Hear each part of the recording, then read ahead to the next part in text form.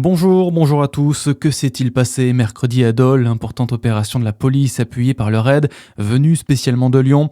Objectif, interpeller 4 hommes, 3 dans le Jura, 1 dans le département de l'Hérault. Ils étaient soupçonnés d'avoir participé à une série de violences commises le mois dernier à Dole. Un vol de téléphone et un enlèvement suivi de séquestration pour une autre victime. Tous ont été placés en garde à vue afin d'être entendus d'après la police. Annie Genevard attendue en Côte d'Or ce matin. La ministre de l'Agriculture, de l'Agroalimentaire et de la Souveraineté alimentaire fait le déplacement pour parler innovation agronomique et développement d'alternatives aux produits phytosanitaires pour protéger les cultures.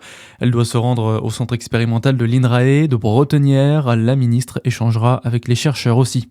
La foire internationale et gastronomique se poursuit à Dijon, en Côte d'Or. La vitrine du savoir-faire régional et national accueille près de 400 exposants venus de toute la France et d'ailleurs, comme chaque année.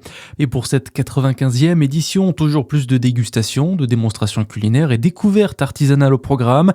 Nous sommes allés à la rencontre de Stéphane Derbord, chef étoilé dijonnais et parrain d'un événement un peu spécial, le concours des jeunes espoirs, organisé par l'Amicale des cuisiniers de Côte d'Or. On l'écoute au micro de Charlie Chevasson. Eh bien là, le concours, toujours de bon niveau. Un concours qui a eu ses heures de gloire dans les années, on va dire, 70. Et le but, c'est de mettre en avant les jeunes de demain.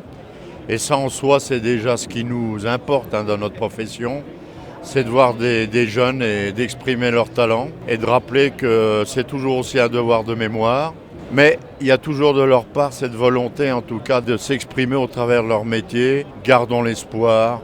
Et il y a une réalité, c'est que les jeunes sont toujours aussi motivés.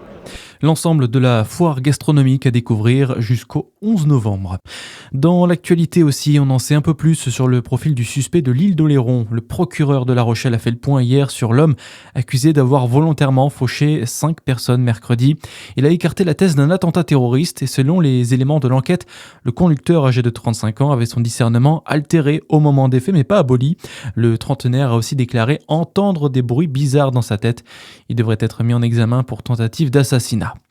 Le monde n'a pas réussi à limiter le réchauffement climatique, c'est le constat de la trentaine de dirigeants réunis depuis hier au Brésil. La fenêtre d'opportunité pour agir se referme rapidement, a notamment mis en garde le président brésilien Lula. Et puis à l'approche des fêtes de fin d'année, la solidarité est toujours aussi forte en Franche-Comté. L'éco-organisme Écomaison organise une grande collecte solidaire des jouets. Jusqu'au 30 novembre, 170 points de collecte sont mis à disposition dans la région pour y déposer des jouets en bon état, abîmés ou incomplets, qu'ils soient d'intérieur ou d'extérieur. Le but, qu'ils bénéficient d'une seconde vie dans les mains d'un autre enfant. Chaque année, 3 Français sur 10 jettent les jouets qu'ils n'utilisent plus. À suivre votre météo sur Fréquence Plus.